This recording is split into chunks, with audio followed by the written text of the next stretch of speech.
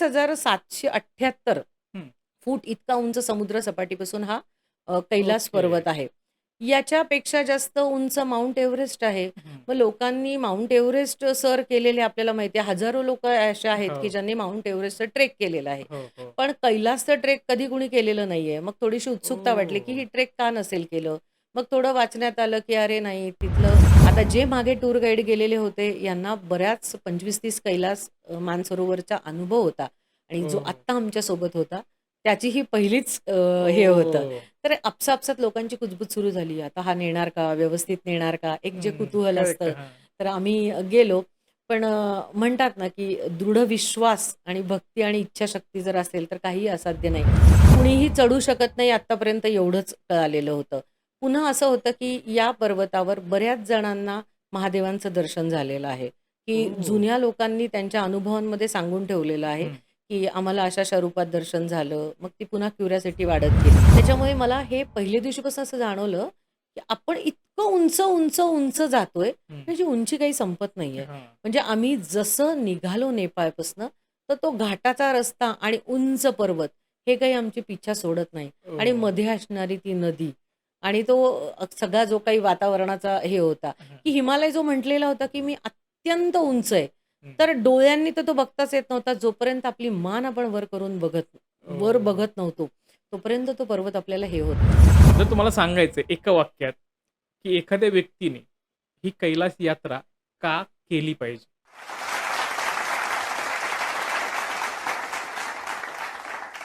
रामकृष्ण हरी मंडळी. मी गणेश कुंभार आपल्या सगळ्यांचं स्वागत करतो. उत्सव भक्तीचा या आपल्या लाडक्या कार्यक्रमात. आणि आज भक्ती मार्गाविषयी मार्गदर्शन करण्यासाठी आपल्या स्टुडिओमध्ये पुन्हा एकदा आलेले आहेत देशपांडे ताई. ताई तुमचं आमच्या स्टुडिओमध्ये खूप खूप नमस्कार, पुन्हा एकदा स्वागत आहे. नमस्कार.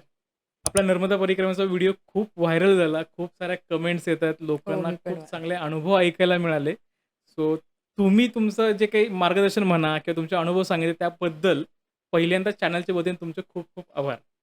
मी पण सगळ्यांचे आभार मानते, की ज्यांनी माझी परिक्रमेचे व्हिडिओ पूर्ण बघितले आणि मनःपूर्वक मला त्याचे रिप्लाय दिले. त्यामुळे ज्यांनी हे बघितलं त्यांना मनापासून धन्यवाद.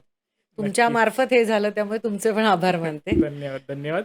सो आज मला उत्सुकता आहे, की आणि प्रेक्षकांना उत्सुकता आहे, की आज आपण कुठल्या यात्रेबद्दल किंवा कुठल्या भक्ती मार्गाविषयी तुम्ही मार्गदर्शन बरोबर. करणार जरा ते सांगा? आजचा विषय असा आहे, की कैलास मानसरोवर ही यात्रा मी 2013 साली केलेली होती आणि या यात्रेच्या दरम्यान आलेले जे काही अनुभव आहेत, तर ते मी आज इथे सांगणार आहे.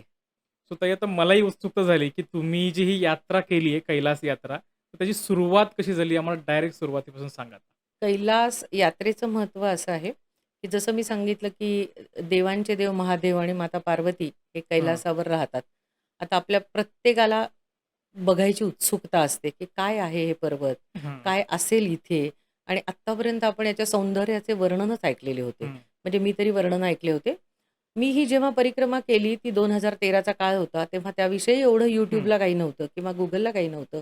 तर सकाळला, महाराष्ट्र टाइम्सला, लोकसत्तेला जे काही लेख यायचे, हं. त्या लेखांमधून इतकी सुंदर वर्णनं असायची कैलासाची, की बर्फाच्छादित डोंगर आहेत, सगळीकडे उंच-उंच डोंगर आहे, हां. निळशार आकाश, पाणी हे जे काही सगळं होतं, त्याची एक उत्सुकता होती आणि उत्कंठा होती. आणि नंतर थोडं अजून माहिती घेत गेल्यावर असं कळालं, की अरे, हा तर आपल्या म्हणजे पूर्ण पृथ्वीचा केंद्रबिंदू आहे. ओह! म्हणजे कैलास पर्वत हा नुसता पर्वत जरी म्हणजे माता पार्वती आणि महादेव राहत असले, तरी पण हा पृथ्वीचा केंद्रबिंदू आहे. या पृथ्वीच्या केंद्रबिंदूनंतर एक उत्तर ध्रुव आणि हं. एक दक्षिण हां, ध्रुव हां. असे 2 ध्रुवांमध्ये ते विभागलेलं आहे. म्हणजे याच्यामध्ये किती ग्रॅव्हिटेशनल पॉवर असेल, गुरुत्वाकर्षण किती असेल, ऊर्जा ओके. किती असेल आणि मग जेव्हा असा-असा अभ्यास करायला लागले, तेव्हा मला कळालं, की कितीतरी वैज्ञानिकांनी म्हणजे याच्याबद्दल अभ्यास केलाय कैलासाबद्दल. तर ओके. कैलास हा देवांची भूमी तर आहेच आहे. महादेवांची हं. राहण्याची जागा आहेच आहे. पण त्याबरोबर असं आहे, की याला चुंबकीय क्षेत्र खूप आहे. म्हणजे माउंट एव्हरेस्टपेक्षा हं. कैलास मानसरोवर म्हणजे कैलासची उंची कमी आहे. ओके. साधारण 6,000 समुद्र सपाटीपासून 6,638 मीटर उंच म्हणजे 21,778 हं. फूट इतका उंच समुद्र सपाटीपासून हा कैलास ओके. पर्वत आहे. याच्यापेक्षा जास्त उंच माउंट एव्हरेस्ट आहे. हं. मग लोकांनी माउंट एव्हरेस्ट सर केलेले आपल्याला माहिती आहे. हजारो लोकं असे आहेत, हो. की ज्यांनी माउंट एव्हरेस्टचा ट्रेक केलेला आहे. हो, हो. पण कैलासचं ट्रेक कधी कुणी केलेलं नाहीये. मग थोडीशी उत्सुकता वाटली, की ओह! ही ट्रेक का नसेल केलं? मग थोडं वाचण्यात आलं, की अरे नाही तिथलं तिथलं की जे काही चुंबकीय वातावरण आहे हं. किंवा तो जो एक पर्वत रहस्यमयी आहे, तिथे आजपर्यंत कोणी चढाई करू शकली नाही. मग ओह! याच्याबद्दल वाचन सुरू केलं, की का नाही होत? तर बऱ्याच 1-2 रशियन लोकांनी सांगितलं, की ते चढायचा प्रयत्न केलं. हं. तर त्यांचा जो कंपॉस होता किंवा दिशायंत्र होतं, तर ते दिशायंत्र फिरायला लागलं आणि ते ओह! दिशाहीन दाखवायला लागलं. म्हणजे त्यांना चढताना असं जाणवलं, की काहीही समजत नाहीये आपण कुठे जातोय आणि हं. कुठे नाही जाते. प्रचंड हिमवादळं येतात आहेत किंवा हृदयाची धडधड वाढते किंवा स्मृती ओह! आपली म्हणजे जाते असं त्यांना वाटलं आणि असे अनुभव त्यांनी काही-काही ठिकाणी लिहून ठेवलेले आहेत. ओके. मग त्याची अजून उत्सुकता वाटली, की रहस्यमय तर आहेच आहे. हां, हां. बरोबर आहे. भगवान म्हणजे आपण आपलं श्रद्धास्थान, भक्तिस्थान हां. हे महादेवांशी हां. आहे, शंकरांशी आहे. आपल्याला ते चमत्कार वाटतात. पण आजही तिथे चुंबकीय क्षेत्रांमुळे म्हणा, की सूर्याचे प्रकाश 7 रंगांमध्ये दिसतात. म्हणजे 7 ओके. वेगळे रंग दिसतात. मग नासाच्या शास्त्रज्ञांनी याच्यावर अभ्यास केला आणि मग त्यांनी असं सांगितलं, की यांच्या चुंबकीय क्षेत्रामुळे हे बहुतेक रंग सगळे वेगळे दिसत असतील. ओके. पण तरीही याचं काय रहस्य आहे त्यांना मुळापासून काही सांगता आलेलं नाहीये. ओह! आणि कुणीही चढू शकत नाही आत्तापर्यंत एवढंच कळालेलं होतं.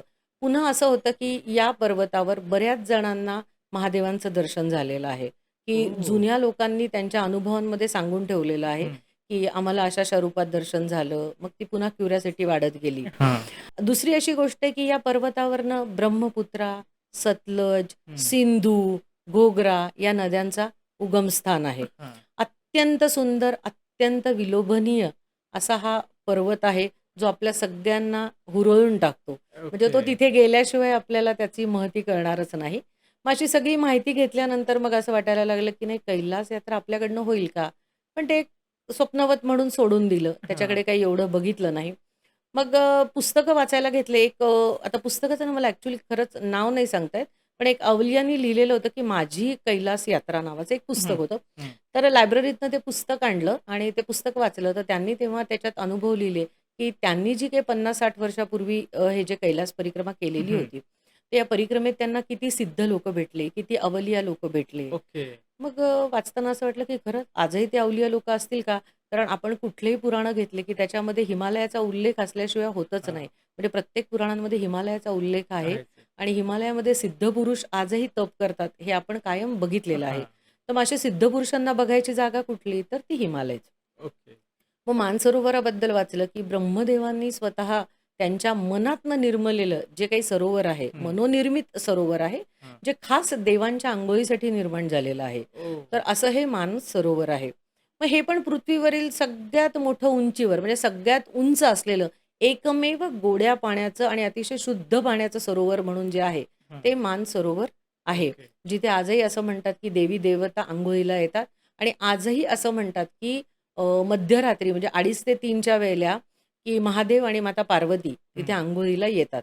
असं ओह! या लोकांचं म्हणजे सगळ्या लोकांचं एक श्रद्धास्थान आहे किंवा त्यांना हां. हे मान्य आहे, हां. की असं होतं म्हणून. तर आता हे सगळी लोकं म्हणजे कोण? तर अखंड भारतीय लोकं आहेच आहे. हं. खरं तर कैलास हा भारताचा भागच नाही आहे. हां. कैलास हा चायनामार्फत तिबेटमध्ये येणारा ओके. भाग आहे.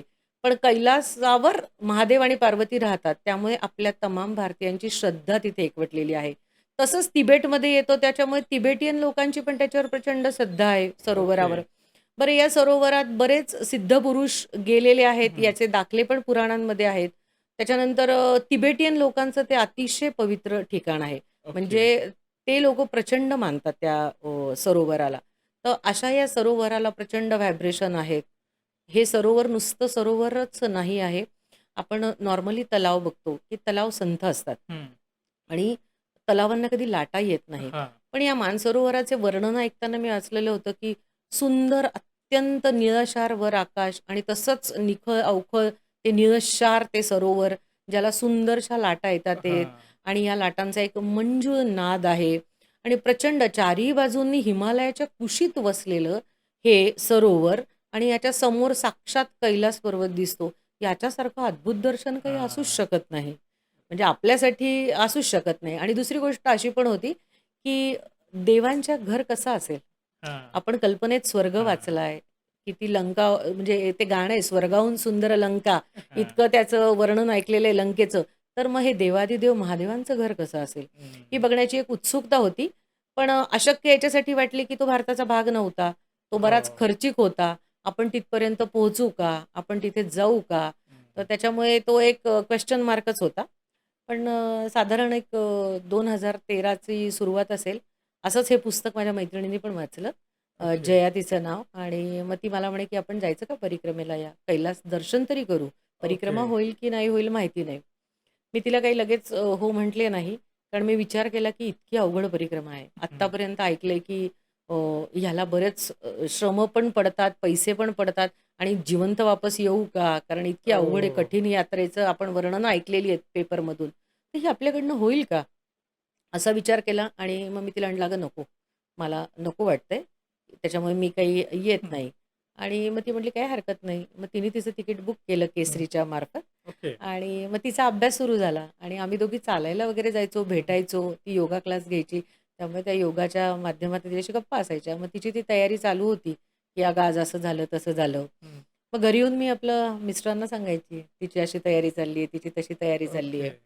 मग ते मला एक दिवस म्हणे, की "तू का नाही जात तर मी म्हटलं, "हे बघा, जाण्यासाठी काही नाही, 2-2.25 लाख रुपये लागणार आहेत आणि ओह! पुन्हा दर्शन होणारच आहे का नाही माहिती नाही." हं. कारण तिथे असं सांगितलेलं होतं, आम्ही केसरीमध्ये तिच्यासोबत मी इन्क्वायरीला गेले होते. हं. तर तिथे त्यांनी आम्हाला असं सांगितलेलं होतं, की चायना बॉर्डरवरनं जर रिजेक्ट झालं, तर तुम्हाला वापस यावं लागेल. ओह! त्यावेळेला ते खडतर प्रोसिजर होती त्यांची आणि पुन्हा तुमच्या आरोग्याचं पण सगळी तपासणी आहे. हां. आणि मग असं विचार केला, की अरे आपण तिथे गेलो आणि काही कारणाने रिजेक्ट झालो, तर आपले सगळे पैसे गेले. हां. त्यामुळे मी पुन्हा तिला एकदा नको म्हटलं. पण थोडे दिवस असे गेले असतील, एक महिना साधारण 20 दिवस वगैरे. मग माझे मिस्टर म्हटले, की "हे बघ, आता आपण जे काही डोळ्यांनी बघणार आहे, तेच आपण घेऊन जाणार आहे. पैसा बरोबर. इथेच राहणार आहे. त्यामुळे जर तू करेक्ट. असा विचार करत असशील, की मला 2 लाख रुपये लागतात आहे आणि मग मी त्यासाठी नको जाऊ का? हां. तर हा चुकीचा विचार आहे. कारण डोळ्यांनी बघितलेलं आणि तुला त्याच्यामध्ये आवड आहे, तर तुझी इच्छा असेल आणि तुझी मनाची तयारी असेल, तर तू हे नक्की जा." मग ओके. त्यांनी असं म्हटल्यावर मग थोडासा विचार केला. थोडासा मनातनं हां. आनंदही झाला, हां, हां. की आता घरून परमिशन मिळालेली आहे म्हणून. मग तिला म्हटलं, की "अगं," म्हटलं, "आता तर तू बुकिंग करून 20 दिवस हं. झालेत आणि माझं बुकिंग होईल का?" ती म्हणे, "का नाही होणार?" मग आम्ही पुन्हा केसरीच्या ऑफिसमध्ये गेलो. हं. मग त्यांचे टेस्ट होत्या एक. जशी की स्ट्रेसची टेस्ट असते, की त्या ओके. वातावरणात आपण राहू शकतो का? एक बीपीची टेस्ट होती, म्हणजे बीपी नॉर्मल आहे का? की हं. बीपी आहे का मला? शुगर आहे का? ओह! आणि एक काही मला अस्थमा वगैरे काही आहे का? आणि मग असं मी डॉक्टरांचे सर्टिफिकेट घेऊन तिथे सबमिट करून माझा फॉर्म भरला ओके. आणि डॉक्टरांचं जेव्हा ते मला सगळं मिळालं, तर ते ग्रीन सिग्नलच म्हणायला हं. पाहिजे. तर ते ग्रीन सिग्नल मिळालं आणि मग मी तो केसरीचा फॉर्म भरून त्या ट्रिपसाठी तयारी सुरू केली. ओके. आता कुठलीही ट्रिप आयोजित किंवा नियोजित आपण जेव्हा करतो, हां. तर तेव्हा त्यावेळेला त्या सगळ्या गोष्टींचा आपण अभ्यास करायला लागतो. मग हं. मी बारीक-बारीक अभ्यास करायला लागले, की कोण-कोण याच्या आधी गेलेलं आहे या परिक्रमेत? ओके. कोणी-कोणी काय केलेलं आहे? मग मला असं कळालं, की अरे, की जैन धर्माचे ऋषभदेव आहेत, की यांना इथेच मोक्ष प्राप्त झाला किंवा बौद्धांनी स्वतः मानसरोवरच्या मध्यावर बसून जगाला सगळं ज्ञान दिलेलं आहे. ओह! आणि कसे अद्भुत चमत्कार तिथे घडतात आणि मग या दिव्य अनुभवांची मग एक क्युरिओसिटी निर्माण झाली. हां. मग माझ्या ट्रिपला जाण्यामध्ये दोन्ही होतं, की मला एक उत्कंठा होती, जिज्ञासा होती आणि हां. भीतीही होती. उत्कंठा याची होती, की ते कसं असेल? मी काय बघणार असेल? कारण मला पुन्हा तेच म्हणायचंय, की इतकं सुंदर हिमालयाचं वर्णन ऐकलं, की ते कसं असेल? आणि भीती याची होती, की आपण आपल्या घरात येताना आपल्या परमिशनशिवाय कोणाला येऊ देत नाही. हां. आता तर आपल्याला महादेवांच्या घरात जायचंय हां. आणि महादेवांना चालणार आहे का पण आपण आलेलो? हां, हां. महादेव आपल्याला घेतील का? कारण इतकं कठीण आपण सगळं वातावरण ऐकलेलं आहे. त्याच्यानंतर त्यांनी केसरीवाल्यांनी आमची एक मीटिंग घेतलेली होती. हां. ज्या मीटिंगमध्ये आम्हाला खूप इन्स्ट्रक्शन दिलेले होते 1 महिना आधी, की आम्ही कसं प्राणायाम केलं पाहिजे, श्वसनावर कसं नियंत्रण ओके. मिळवलं पाहिजे किंवा कशी चढाई केली पाहिजे. म्हणजे थोडंसं ट्रेक केलं पाहिजे. हं. छोटे-छोटे ट्रेक तुम्ही क्रॅक करा, की जेणेकरून तुमच्या श्वसनाला प्रॉब्लेम येणार नाही, छातीवर दडपण येणार नाही. तर ओह! असं सांगितलेलं होतं. आणि मग कोणाकोणाला काय-काय इन्सिडन्स झालेले होते, तिथे लोकं अनुभव पहिले गेलेले होते हं. ते अनुभव सांगायचे. मग त्या अनुभवाच्या माध्यमातून असं कळालं होतं, की जरीही ती सोपी वाटत असली, तरी पण ती खडतर नक्कीच आहे. ओके. कारण शेवटी वातावरणाचा तिथला नेमच नाहीये. कारण हो. हिमवादळं कधी सुरू होतील आणि हिमवर्षाव कधी सुरू होईल हे काहीच माहिती नव्हतं. आणि त्याच्यामुळे मग आपल्याला हे होईल का शक्य असं वाटायचं. पण आम्ही प्राणायाम रेग्युलर सुरू केला, ट्रेकिंग छोटे-छोटे सुरू केले आणि 1 महिना या ट्रिपचा अभ्यास सुरू केला, की ओके. नाही मला आता महादेवांच्या घरात नक्कीच जायचंय. म्हणजे सगळी लोकं मेल्यावर कैलासवासी होतात. पण मला जिवंतपणी ओह! एकदा तो कैलास बघायचा आहे आणि मला जिवंतपणी कैलासवासी व्हायचंय. म्हणजे मला ओके. याची देही, याची डोळा, तो कैलास डोळे भरून बघायचा आहे, की जो मी वर्णनांमध्ये बघितलेला आहे. आता मला तो अनुभवायचा होता. मग या अनुभवण्यासाठी मला केसरीचं योगदान खूप छान वाटेल, की या वातावरणात मॅच होण्यासाठी 18 दिवसाची ही आमची ट्रिप होती. ओके. तर याच्यामध्ये हं, रक्त गोठण्याची खूप शक्यता असते हं. वातावरणाच्या याच्यामुळे, हां, हिमवर्षावामुळे हां. किंवा थंडी इतकी प्रचंड होती, तर ते लोकं रक्त गोठू नये म्हणून डायमॉक्सच्या गोळ्या द्यायचे आम्हाला ओह! रात्री, की स्टेबल राहावं हं. म्हणून. किंवा आता आपण सगळ्यांनी 2020 मध्ये मास्क घातलं, हां. बरोबर आहे. पण आम्ही पहिल्यांदा ते मास्क हे तिथे घातलं. हे ओके. कशासाठी, की छोटे-छोटे बर्फाचे कण नाकाद्वारे आत जायचे. आणि मग संसर्ग होऊ ओह! नये, घशामध्ये इन्फेक्शन होऊ नये, म्हणून ते आम्हाला मास्क म्हणजे घालायला ओके. कंपल्सरी सांगितलेलं होतं. मग त्याच्यामध्ये आम्हाला थर्मल घाला, थर्मलवर एक स्वेटर घाला, त्यावर आपला ड्रेस घाला, त्यावर पुन्हा एक स्वेटर घाला आणि एवढं करूनही ते ओके. मास्क घालायचं, हँड ग्लोव्हज घालायचे, ते मोठे शूज घालायचे. प्लस केसरीनी आम्हाला त्या वातावरणात जाण्यासाठी त्यांचे तिथले जॅकेट्स दिलेले होते. ओके. जे म्हणजे ऑलमोस्ट असं वाटत होतं, की आपण चंद्रावर चाललोय की काय? कारण ओह! कानटोपी होती, त्याच्यावर स्कार्फ होता, कानात कापूस होता. म्हणजे की इतकं सगळे चिलखतं आपण घातलेली हां, होते. हां. त्याचं वजन पण खूप होतं आणि अशा वातावरणात आपल्याला चालायचं होतं. मग हं. भीती पण वाटायची, की अरे आपल्याला होणार आहे का हे? मग त्यांनी काय केलं होतं, की वातावरणाशी ॲडजस्ट होण्यासाठी हां. आपल्याला 2-3 टास्क ठेवले होते. मग आम्हाला गावं होते पहिल्यांदा. सागा होतं, ल्हासा होतं, न्यालम होतं. आता हे खरं तर हे 3-4 गावं आम्हाला नेलेले होते. त्यातलं एखादं गाव माझं विसरलंही असेल. आता मी ही 2013 ला गेले, त्यामुळे थोडंसं नावांचं हां. माझं मागे-पुढे कन्फ्युजन होऊ शकतं. पण आम्हाला त्यांनी एक असे छोटे-छोटे टास्कवर वातावरणाशी हां. मॅच होण्यासाठी किंवा ऑक्सिजन लेव्हल कमी होते. लेह लडाखला हां. ऑक्सिजन लेव्हल कमी आहे. हां. तसं कैलास मानसरोवरला ऑक्सिजन लेव्हल कमी आहे. ओके. कैलासला 40%च ऑक्सिजन आहे. मग त्या ऑक्सिजनमध्ये तुम्हाला जगता आलं पाहिजे. हं. श्वासोश्वास घेता आला पाहिजे आणि ऑक्सिजन कमी असेल, तर खाली वाकून उठलं जरी वर, हं. तरी पण आपल्याला दम लागतो. थोडं 4 ओके. पावलं फास्ट गेलं, तरी पण आपल्याला खूप दम लागतो. म्हणजे ॲक्टिव्हिटी त्याच असतात, पण दम खूप लागतो कारण श्वास तेवढा पूर्ण हां. हे होत नाही. ऑक्सिजन तेवढं ओके. आपल्या फुफ्फुसांपर्यंत पोहोचत नाही. हां. मग यांनी आम्हाला एक सागाला एक छोटं ट्रेक ठेवलं होतं. या ट्रेकला आम्हाला त्यांनी नेलं, की तुम्हाला जमतंय का? तुम्ही या ओह! वातावरणाशी रुळताय का? ॲडजस्ट होताय का? हं. तसा हा ट्रेक नेला. थोडासा आमचा ट्रेक वर गेला असेल आणि प्रचंड पाऊस सुरू झाला. मग ते पॉन्चो घालून आम्हाला खालीच उतरावं लागलं. म्हणजे ओके. असं पण होतं, की वातावरण कधी-कधी बदलेल हे आपण काहीच सांगू शकत नव्हतो. हे हां. आपल्या हातात नव्हतं, की कधी काय होईल. पण एनिवेज की आमचा तो टास्क अर्धा पूर्ण झाला आणि अर्धा राहिला आणि आम्ही पुढे गेलो. मग पुढे-पुढे आम्हाला थोडेसे ऑक्सिजन अजून जाणवायला लागलं. म्हणजे माझ्यासोबत माझ्या एक मैत्रीण होती अजून एक शोभा टेरेकर म्हणून. तर त्यांना तर प्रचंड ऑक्सिजनचा त्रास होत होता. ओके. कारण अंगामध्ये इतकी चिलखतं घातलेली होती हं. आणि नेपाळमार्गे आमची ही यात्रा सुरू झालेली होती. तर आम्ही ओके. नेपाळला जी अंघोळ केलेली होती, तर नेपाळनंतर आमची ही अंघोळ म्हणाल तर ती सरोवराच्या तिथेच. कारण ओह! अंगामध्ये इतके चिलखतं होते. -डिग्री टेम्परेचर होतं. वातावरणामध्ये सगळीकडे बर्फकण होते. त्याच्यामुळे त्यांनी सांगितलं होतं, की तुम्हाला व्यवस्थित जाऊन व्यवस्थित यायचं असेल, तर तुम्ही शक्यतो ती अंघोळ टाळा. कारण ओह! तितकं गरम पाणी तुम्हाला ते मिळणार नाही. कारण ती लोकं आम्हाला प्यायला सुद्धा गरम पाणी देत होते किंवा इव्हन ओके. लसूण जास्त असलेलं शरीर उष्ण ठेवण्यासाठीची जी काही हां. असतील पदार्थ, तशा पद्धतीची ती सूप आम्हाला द्यायची, की ओके. शरीराचं टेम्परेचर आमचं त्या पद्धतीने ॲडजस्ट मेंटेन राहायला व्हावं. पाहिजे. असं आम्ही सागाला गेलो, ल्हासाला गेलो. आता तिथे एका ठिकाणी आम्ही ज्या हॉटेलमध्ये राहिलेलो होतो, म्हणजे कैलासला जाताना हॉटेल खूप कमी आणि हं. ठराविकच आहे. आता याची मी थोडी आधीची प्रोसिजर सांगते, की आम्ही निघालो पुण्यातनं. हं. आम्ही मुंबई मार्गे नेपाळला गेलो. नेपाळला आधी पशुपतीनाथाचं दर्शन घेतलं. पशुपतीनाथाचं दर्शन घेतलं आणि तिथे एक चार्टर्ड फ्लाइट म्हणून एक हिमालयांचा सगळं दर्शन आहे, हिमालय ओके. दर्शन म्हणून. तर तिथे 2 जणांमध्ये एक विमान असतं. म्हणजे त्या एका विमानात 2च जण बसलेले हं. असतात आणि ते सगळे वरती हिमालयाची आपल्याला चक्कर मारून आणतात. ओके. 1 तास आणि वरनं वाह! आपल्याला माउंट एव्हरेस्ट आणि म्हणजे गौरी शिखर वगैरे ते सगळं आपल्याला ते दाखवतात. आणि ओके. ते जेव्हा वरनं बघितलेलं होतं, तर ती उत्कंठा इतकी वाढलेली होती, की इतकं सौंदर्य होतं आणि आत्ता या सौंदर्यात जायला मिळणार आहे याचा आनंद प्रचंड, ओह! प्रचंड होता.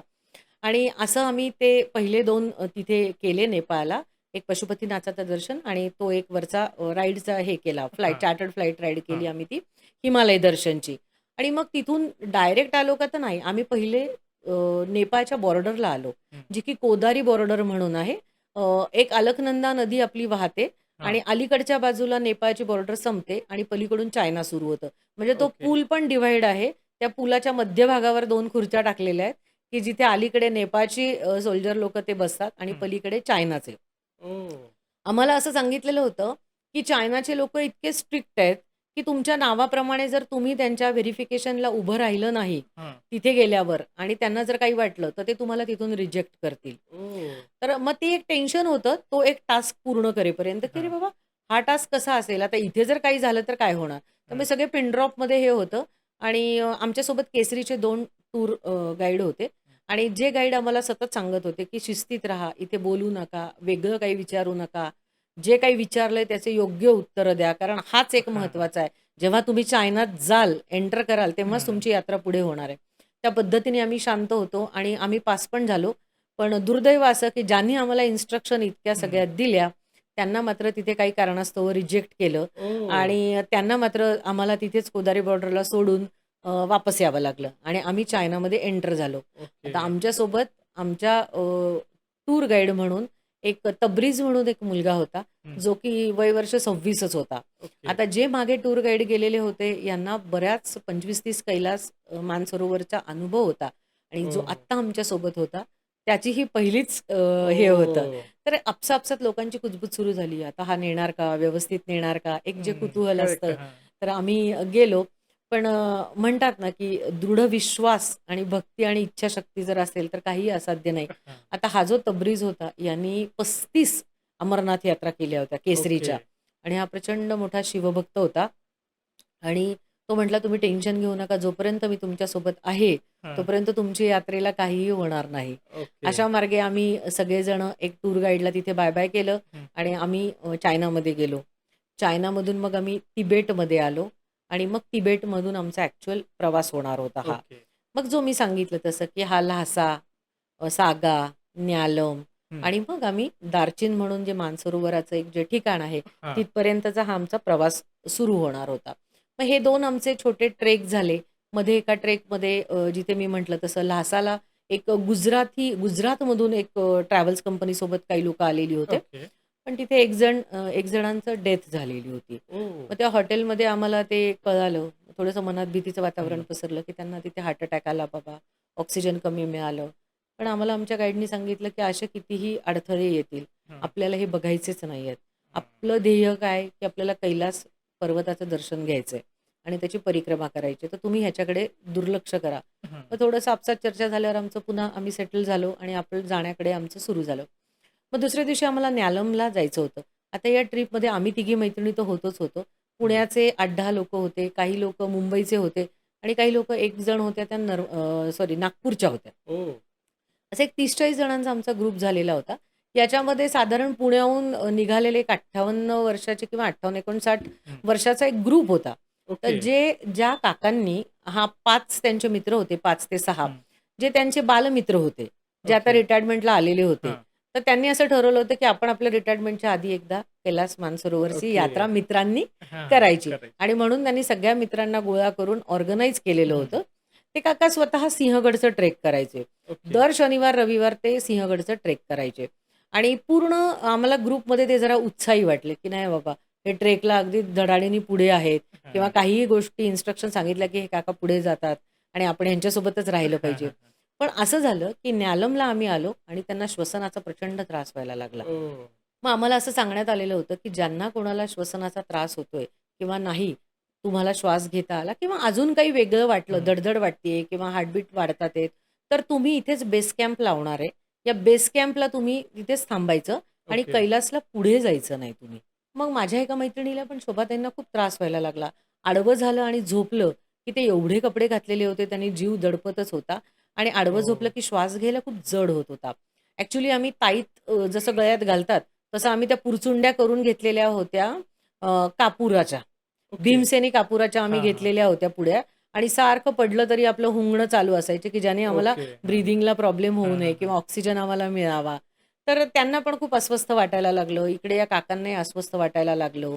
त्यांची पण तब्येत बरीच बिघडली आणि मग आम्हाला सांगण्यात आलेलं होतं, की एकदा आपण मानसरोवरला गेलो, तर तिथून आपल्याला वापस येणार नाहीये. ओह! कारण दवाखाना कुठे आहे? तर आता तुम्हाला मोठे दवाखाने तिबेट किंवा चायनालाच आहे. आपण ओके. हे तिबेट सोडूनही आपण आता मानसरोवराकडे जाणार आहेत. हां.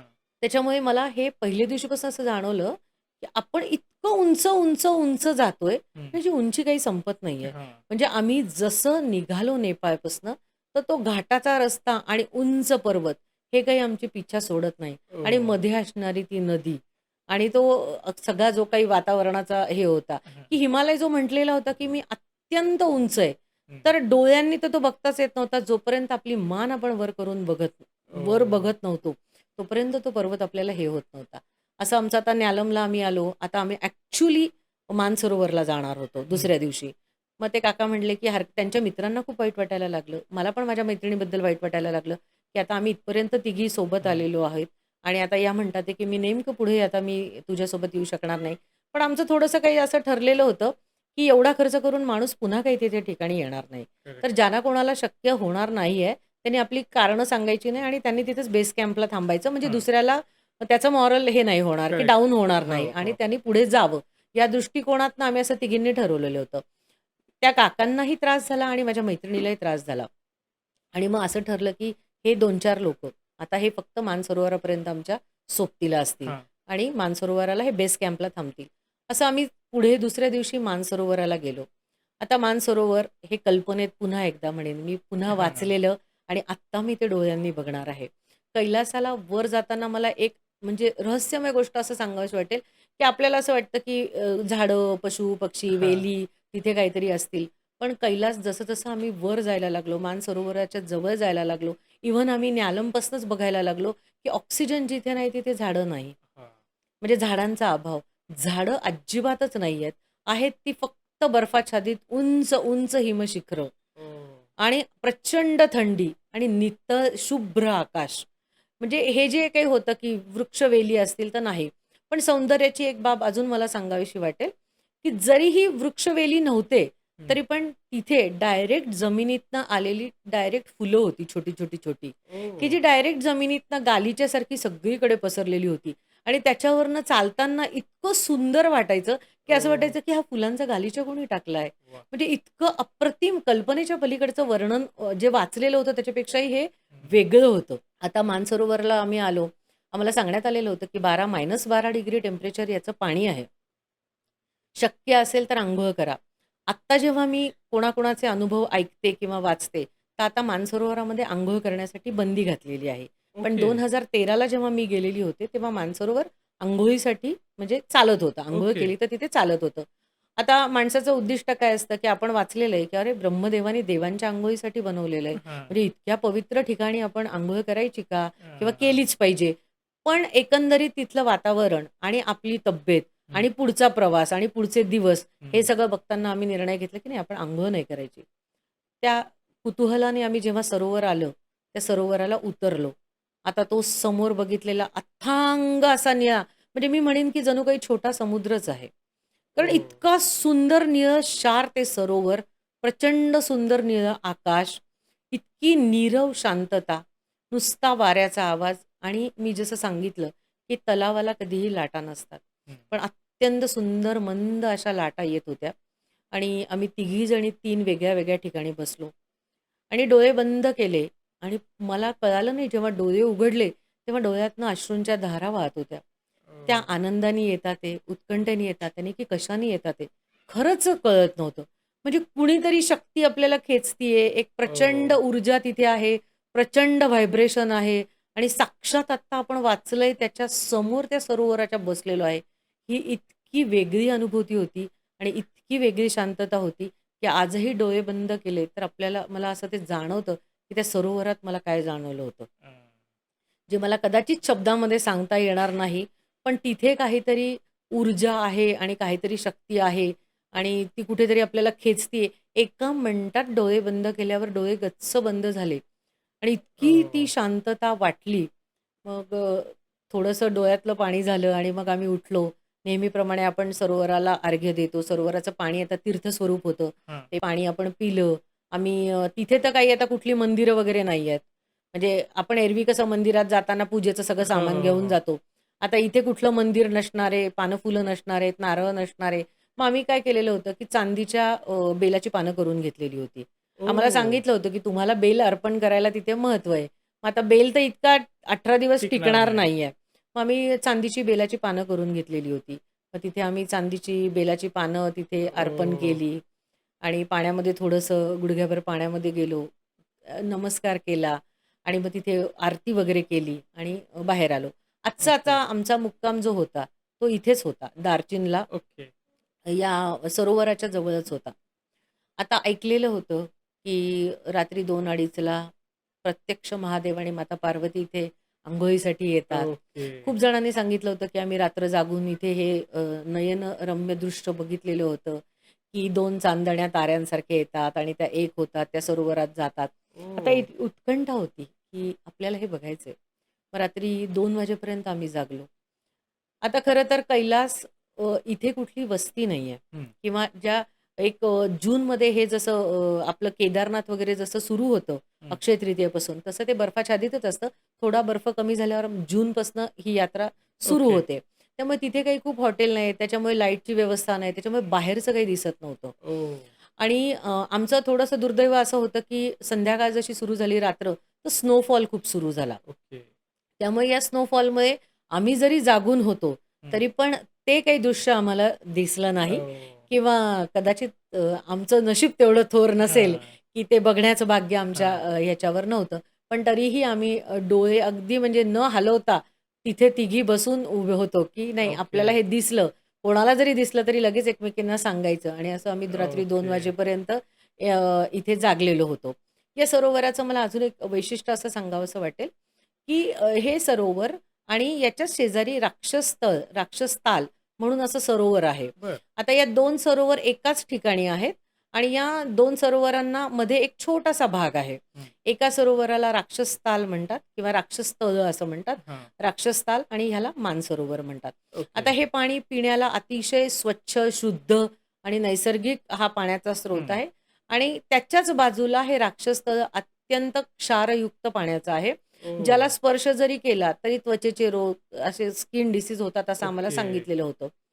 नंतर जेव्हा अभ्यास केला होता तेव्हा असं कळालं होतं, की रावणाने इथेच तपश्चर्या केलेली होती. ओके. आणि रावण हा राक्षस कुळातला म्हणजे असं म्हणतात, की हां, हां. तर म्हणून याला ते राक्षसताल असं म्हणतात ओके. आणि तिथलं पाणी पिण्याला अयोग्य आहे किंवा तिथे हात पण बुडवल्या जात नाही. हं. बघा ना, एकाच ठिकाणी एकाच 2 सरोवर आहेत. एकाच हां. मधल्या फक्त डिव्हाईड झालेले. पण एकाला मंद लाटा येतात आहे. एक मंद शुभ्र म्हणजे निळशार आहे.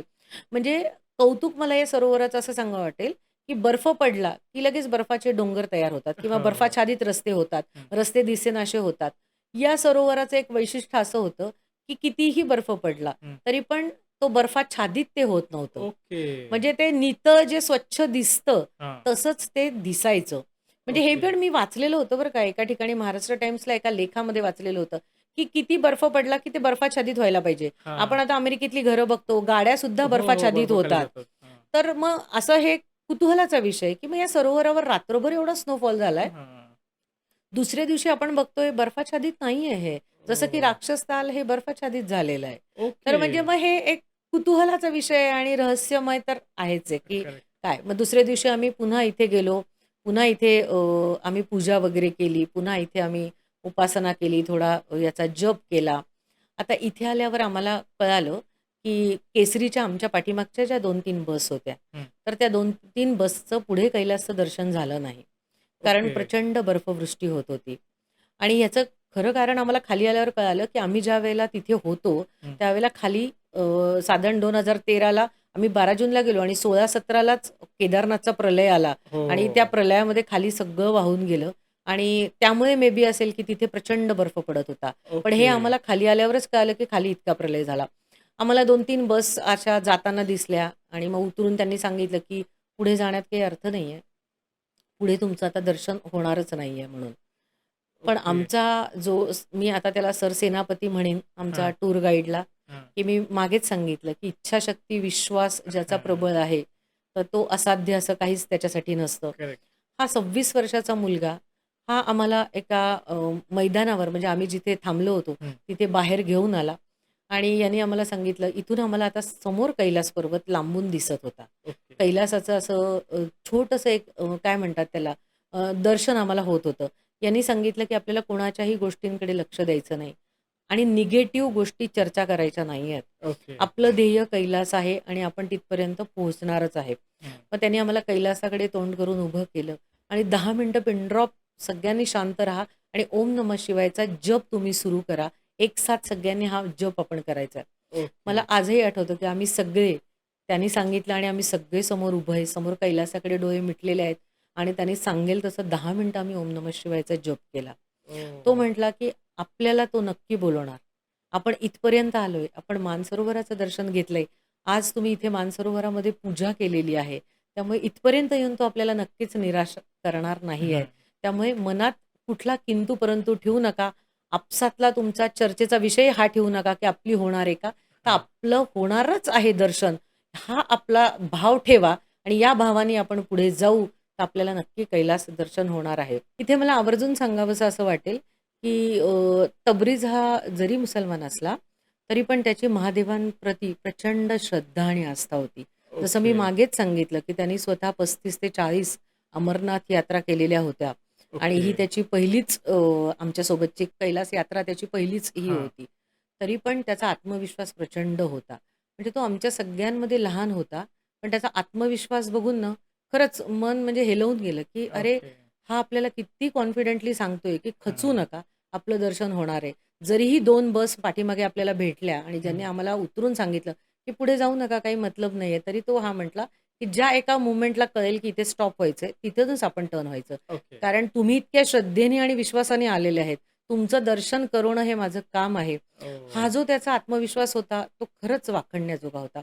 किंवा तो बसमध्ये पण आमच्याकडे म्हणजे आमच्याकडनं ओम नमः शिवायचा जप किंवा महादेवांचे गाणे, हे ओह! भोळ्या शंकरा त्याचं आवडतं गाणं वाह! होतं. तर तो सतत त्याच्या मागे आम्हाला म्हणायला लावायचा. म्हणजे इतक्या छोट्या वयातही त्याची महादेवांप्रती हं. श्रद्धा खूप दृढ होती आणि कदाचित त्या दृढतेमुळेच आमचं पुढचं दर्शन झालं असं मी म्हणेन. ओके. किंतु परंतु करून मग आता आमचं ठरलं. आता या दारचिनी या पॉइंटला आम्ही आलेलो होतो. इथून घोडे करून आम्हाला जायचं होतं हां. आणि आम्ही प्रत्येकाने घोड्यांसाठी तिथे ₹20,000-20,000 पैसे भरलेले होते. त्यांनी आम्हाला आमचे घोडेवाले कुठले-कुठले आहेत, हं. हे ॲक्चुअली घोडे म्हणजे काय तर ते खेचरच आहेत हां. आणि हे तिबेटियन लोकं हे खेचरं घेऊन आपल्याला तिथपर्यंत ही परिक्रमा करवतात. ओके. आता या परिक्रमा इथून ॲक्चुअली जिथे मी दार्चिनला आपण आलो, हं. या दार्चिनपासून ही परिक्रमा सुरू होते. दार्चिन ते डेरापूक, हं. डेरापूकपासून झुटुलपूक आणि झुटुलपूकपासून पुन्हा डेरापूक. असं ओके. ही 52 किलोमीटरची परिक्रमा. परिक्रमा हं. म्हणजे पुन्हा एक ती प्रदक्षिणा आहे कैलास पर्वताला. ओके. आपण जेव्हा आता मानतो, की प्रत्यक्ष परमेश्वर तिथे राहतो. हं. आपण मंदिरात गेलो तर एक प्रदक्षिणा मारतो. करेक्ट. तशी ही प्रदक्षिणा त्या कैलास पर्वताला होती. ओके. मग आता आम्हाला इथून सगळ्यांना घोड्याने जायचं होतं. ज्यांना चालायचे त्यांना चालू शकणार पण होते. पण बर्फ खूप पडत असल्यामुळे शक्यतो सगळ्यांनी घोडेच केलेले होते. ओके. त्यामुळे आम्ही पण घोडेच केलेले होते. आता जसं मी मागे सांगितलं, की माझ्यासोबत ज्या काकांना त्रास झाला, त्यांनी आता इथेच यमद्वार म्हणून आहे, हं. जे मी मागे उल्लेख केलाय, की यमद्वारातनं युधिष्ठिर हा कैलासात हां. गेलेला होता आणि तो एक कुत्रं घेऊन गेला याची पण गोष्ट आपल्याला पूर्वी हां, हां, माहिती हां. म्हणजे जुन्या गोष्टीत आहे, की यम स्वतः कुत्र्याला घेऊन तो हं. यमद्वारातनं गेलेला होता. तर या यमद्वाराचं दर्शन घेऊन माझ्या मैत्रिणीने मला असं सांगितलं आणि त्या काकांनी यमद्वाराचं दर्शन घेऊन ते बेस कॅम्पला थांबणार होते. ओके. कारण पुढे जाऊन काही त्रास झाला तर येण्यासाठी वाहतूक दुसरी काही नाहीये. नाही. इमर्जन्सी आपल्याला काहीच नाहीये. त्यामुळे आपली काळजी आपणच घ्यायची आहे. हं. त्याच्यामुळे मग माझ्या मैत्रिणीने मला असं सांगितलं, की "मी आता फक्त यमद्वाराचं दर्शन घेणार आहे आणि मी बेस कॅम्पला राहणार आहे. त्यामुळे तुम्हाला ऑल दी बेस्ट आणि तुम्ही पुढे जा." ओके. पण झालं असं, की आम्ही यमद्वाराचं दर्शन घेतलं आणि आता जिथून घोड्यावर बसणार, त्या यमद्वाराला एक प्रदक्षिणा मारल्यानंतर माझ्या मैत्रिणीत कुठून इतका उत्साह आला मला काही कळलं नाही. ज्यांना कालपर्यंत श्वास घेता येत नव्हता, ज्यांची झोप 2 दिवस पूर्ण झालेली नव्हती, हं. ज्यांना ऑक्सिजन कमी पडत होतं, पण त्या बेस कॅम्पला राहणार म्हटल्या आणि मी बघितलं तर डायरेक्ट घोड्यावर बसल्या आणि त्या पुढे निघाल्या. ओह! असे आमचे सगळेच मग पुढे निघाले. आमच्यासोबतचा जो तबरीज होता तो पण घोड्यावर बसला आणि गेला. मग मी पण एका घोड्यावर बसले. साधारण 100 मीटर मी पुढे गेले असेल, तर मला घोड्यानी पाडलं. ओह! आता घोड्याने मला पाडलं, तर मला घोड्याची भीती बसली. याचं एक छोटंसं एक हे सांगते, की मागे मी नेपाळला असताना मला एक व्यक्ती भेटले होते. पुण्याचेच होते. त्यांचा पाय प्लास्टर झालेला होता.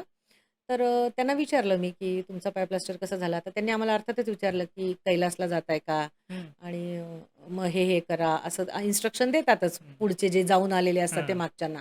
तर यांनी मला सांगितलं होतं, की मी घोड्याच्या खोगीरमध्ये पाय घातला होता आणि घोड्यानी मला पाडलं. पण माझा पाय खोगीरमध्ये अडकलेला होता. तर मी फरफटत पुढे गेलो. ओह! आणि मग तो बर्फाचा मार त्यांना खूप लागला हां. आणि मग त्यांचा पाय तो प्लास्टर झाला. ओके. मग मी मनात आधीच ठरवलेलं होतं, की आपल्याला सुरुवातीला खोगीरमध्ये पाय घालायचा नाही. जेव्हा आपण सेटल होऊ हां. थोडंसं, मग ते सेटल झाल्यावर आपण घोड्याच्या खोगीरमध्ये पाय घालायचा. पण इथे असं झालं, की मी 100 मीटर बसले आणि मला घोड्यानी पाडलं. पाडलं पण अंगावर इतकं चिलखत घातलेलं होतं, त्यामुळे मला मार वगैरे काही लागला नाही. ओके. पण मनात भीती वाटली. मग मला पुन्हा त्या तिबेटियन लोकांनी सांगितलं, की "काही नाही." त्यांना हिंदी कळत नव्हतं, त्यांना इंग्लिश कळत नव्हतं. ते तिबेटियन ओह! भाषेतनं बोलत होते. पण त्यातला एक शेर्पा होता तिथला. तर तो म्हणे, की "कुछ नहीं होगा, थोडा सेटल होने में टाईम लगेगा. आप थोडा बैठो, कुछ नहीं हं, होगा." म्हणून त्यांनी मला दोघांनी मिळून पुन्हा चढवलं, पुन्हा हं. घोड्यावर बसवलं. साधारण पुन्हा तेच झालं. 100-150 मीटर मी पुढे गेलेली असेल, मला घोड्यानी पुन्हा पाडलं. ओह! आता मी घोड्यावर बसलेली माझ्या ट्रिपमधल्या म्हणजे किंवा माझ्यासोबतच्या सगळ्या लोकांनी हां. बघितलेलं होतं. हं. इव्हन माझ्या टूर मॅनेजरनी पण बघितलेलं होतं, की आम्ही घोड्यांवर बसलेलो आहे आणि सगळे पुढे चाललेत. आता घोडे काही सगळे एकसाथ सोबत चालत नाहीत. सगळे मागे-पुढे चालतात. ओके. काही घोडे पुढे निघून गेले. बऱ्यापैकी सगळे पुढेच निघून गेले. कारण मी पडल्यामुळे मला उतरून पुन्हा ते हां. चढवण्याची तो वेळ गेला. पुन्हा दुसऱ्यांदा मला त्यांनी पाडलं. पुन्हा मला दुसऱ्यांदा भीती वाटली. मग ते चढवण्यात ओह! तो वेळ गेला. मग तिसऱ्यांदा असं झालं, की ती तिबेटियन बाई मला तिच्या खाणाखुणात म्हटली, की "मी बसून दाखवते." मग असं मी थोडंसं चालले, ती तिबेटियन बाई बसली आणि तिबेटियन बाई बसली आणि तिला पण त्या घोड्याने पाडलं. मग मात्र माझ्या ओह! मनामध्ये इतकी भीती बसली, की अरे जिचा घोडा आहे, तो घोडा तिलाच बसू देत नाही. मग आपली तर हां. काय गत आहे? आता हे तिचं समजवणं आणि पुन्हा मला घोड्यावर बसवण्यासाठीचे प्रयत्न करणं आणि माझ्या मनाची तिथे तयारी न होणं आणि हां. नंतर तो घोडा बसू पण देत नव्हता मला. म्हणजे ओके. तो जो काही खाली थोडासा वाकायला पाहिजे, ते 2 पाय हे करून मी चढण्याइतकं पण तो हां. हे करत नव्हता. मग मला कळालं, की हा काही घोडा आपल्याला नेईल असं वाटत नाही आणि इथे येऊन जर आपलं काहीतरी दुखापत झाली आणि काही डॅमेज झालं तर यांनी सांगून ठेवलेलं आहे, की चायनापर्यंत दुसरं कुठलंही आपल्याला दवाखाना पण नाहीये. हां. तर आपण आता असे आपले हाल करणं नको. म्हणून मी तिला म्हटलं, की "नको, नको. मला नको. मी आता चालतच जाईल." आता हे सगळं माझं होईपर्यंत माझ्या आजूबाजूला लक्षच नाही. मी, घोडा आणि ती बाई एवढंच आमचं लक्ष होतं. ओह! यमद्वार करून आम्ही थोडंसं पुढे जाऊन माझ्यासोबत हे सगळं घडलं. तोपर्यंत सगळी लोकं पुढे निघून गेलेली. ओह! मग मला भीती वाटायला लागली. आता माझ्यासोबत कोणीच राहिलं नाही. मग माझ्यासोबत ती तिबेटियन बाई, मी आणि तो घोडा. आता ओह! रस्ता माहीत असणारी हीच होती. ही मला हिच्या तिबेटियन भाषेतनं बरंच काही-काही सांगत होती. पण भीतीच्या याच्याने मला काहीही कळत नव्हतं, की ही आपल्याला काय सांगते. मी मनातनं ओह! इतकी घाबरलेली होते. एक तर रस्ता नवीन आहे. इथे फोनची सुविधा नाहीये. दूर-दूरपर्यंत इथे कुठले घरं नाही आहेत. त्यामुळे पोहोचण्याचं एक जर ठिकाण असेल, की जे मला माहिती आहे, तर तिथपर्यंत मी नक्कीच जाऊ शकते. पण मला आता पोहोचायचंय कुठे हे पण माहिती नाहीये. ओह! ओळखीचं कुणी नाहीये. मागे-पुढे लोकं नाहीयेत आणि मग मी काय करायचं? मला रडू यायला लागलं. मला प्रचंड रडू यायला लागलं. मी म्हणजे इतकी घाबरलेली होते, की म्हणजे जरी मी एवढं सगळं होतं, तरी पण मला आतून असं घाम आल्यासारखं वाटायला लागलेलं होतं. ओह! बरं भरभर चालता पण येत नव्हतं, की जरा पळून कोणाला आवाज देऊ का? तर हं. अंगात इतकं चिलखत होतं, की ते भरभर ऑक्सिजन कमी असल्याने पळता हां. पण येत नव्हतं. आता माझ्यासाठी हीच बाई सगळं काही होती. म्हणून या बाईसोबत मी थोडंसं पुढे गेले. पण पुढे कदाचित काहीतरी वेगळं लिहिलेलं असेल. मला एक शेर्पा भेटला. जे ओके. लोकं माउंट एव्हरेस्टचे ट्रेक करून आणतात, त्या लोकांना ते शेर्पा लोकं म्हणतात. तर ओके. हा ट्रेक करून घेऊन जाणारा एक माणूस होता. जो एकटाच चाललेला होता. त्या बेस कॅम्पपर्यंत असेल मे बी ओह! किंवा कुठे चाललेला होता. मला काही माहिती नाही. त्यावेळेला मी त्याला ते प्रश्नही नाही विचारले. पण माझ्या एकंदरीत पेहरावावरनं आणि माझ्या डोक्यावर असलेली केसरीची टोपी आणि त्याला माहिती होतं, की केसरीची एक बॅच आता पुढे गेलेली त्यांनी चालताना ओह! पाहिलेली होती. मग त्याने मला सांगितलं, की "तुम्ही का नाही घोड्यावर बसत आहे?" मला त्यांनी एकदा बसवायचा प्रयत्न केला. मग तो काही घोडा रिस्पॉन्स देत नव्हता म्हणून तो म्हणाला, "ठीक आहे, मी आता आहे तुमच्यासोबत आणि मी तुम्हाला ओह! सोबत करीन तिथपर्यंत." आता असं होतं, रस्ता असा म्हणाल, तर रस्ता नव्हताच. कारण रस्त्याला एक काहीतरी आकार-उकार, पायवाट हां. काही दिसतो. हा सगळं बर्फच बर्फ. कुठून काय होणार आहे, कुठून चालायचंय हे पण माहिती नाही. आता मी ही तिबेटियन बाई आणि हा शेर्पा यांच्यासोबत पाठीमागे, पाठीमागे चालायला लागली. थोड्या अंतरावरती तिबेटियन बाई चिडली, की तुम्ही घोड्यावर बसत नाहीये आणि काहीच उपयोग होत नाहीये. आणि थोडं पुढे गेल्यावर तिने त्या शेर्पाला काय तिच्या भाषेत सांगितलं आणि ती म्हटली, की "मला ठीक आहे, यांची सॅक जी आहे ती म्हणजे मी सॅक घेतली आणि माझं जे थोडं सामान होतं, ते तिने त्या घोड्यावर घेऊन ती घोड्यावर बसून थोडं नंतर पुढे चालत, चालत ती त्या घोड्यावर बसून त्या जागेपर्यंत गेली. म्हणजे ती पण मला ओह! सोडून गेली. मग आता राहिलो तो शेर्पा आणि मीच. अनोळखी व्यक्ती, रस्त्यात कोणी नाही. किती तास चालायचे माहिती नाही. किती किलोमीटर आहे फक्त एवढंच माहिती होतं, की पहिला पॉइंट आपला 18 ते 19 किलोमीटरवर आहे. ओके. आणि आता जो काही आपल्यासाठी आहे तो हाच माणूस आहे. आणि असं झालं, की या भीतीमय वातावरणात मी याच्या मागे चाललेली होते आणि थोडीशी मी पुढे गेलेली असेल, तर त्याने मला बखोटीला असं धरलं काखेत आणि मागे ओढलं. आता ओह! मी इतकी घाबरले, की ह्याला काय झालं? याने आपल्याला असं हां. ओढलं आणि मग मनामध्ये नको-नको ते शंका यायला लागला. माणूस चांगला असेल, आपल्याला ओरडता पण येत नाही, पळताही येत नाही काय? मग त्याने मला सांगितलं, की खालून हिमनद्या वाहतात. म्हणजे जसं मी सांगितलं, की हां. वर बर्फाची चादर दिसते आणि पाय पडला, की पटकन तो खाली खाली जातो जातो. आणि आपल्याला ते कळत नाही. म्हणून हे शेर्पा लोकं तिथले गाईड ओके. करत असतात आणि तो म्हटला, की "अगर आप अगला पैर देती, तो नीचे गिरती." मग मात्र मला इतकी भीती वाटायला लागली.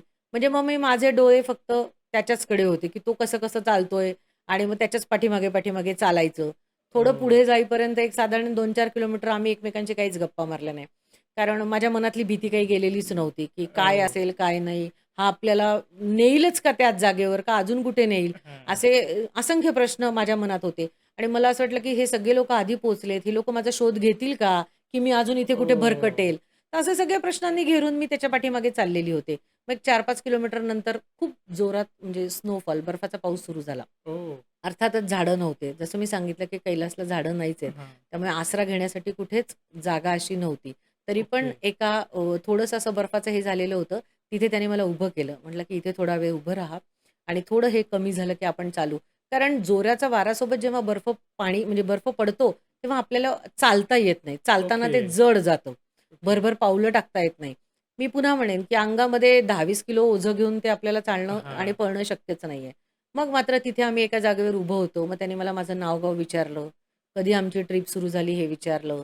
मग त्यांनी सांगितलं, की "तुम्ही घाबरू नका. मी इथला शेर्पा आहे आणि ओह! मी हे माझं हे कामच आहे आणि आता तुम्ही मला दिसले, की केसरीच्या आहेत आणि मी तिकडे चाललोय म्हणून मी तुम्हाला ओके. घेऊन जातोय.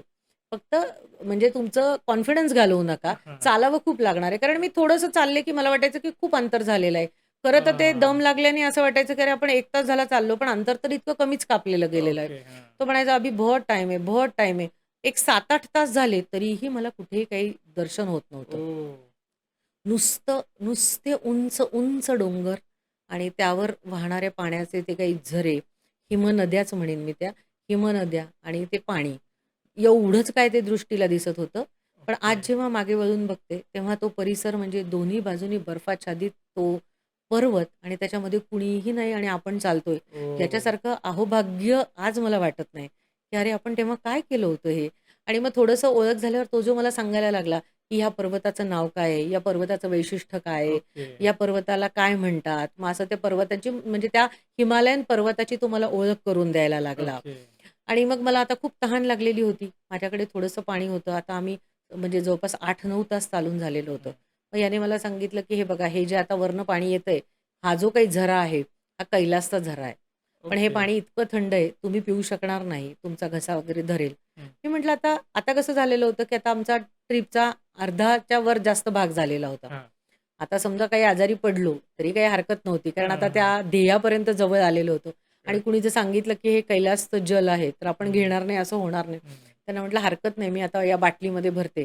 मग मी तिथे जाऊन माझी बाटली भरली आणि ते पाणी ओह! पिलं. म्हणजे हे जर मी घोड्यावर गेलं असतं, तर हे मला सगळं बघायला मस्त. नसतं हां. मिळालं.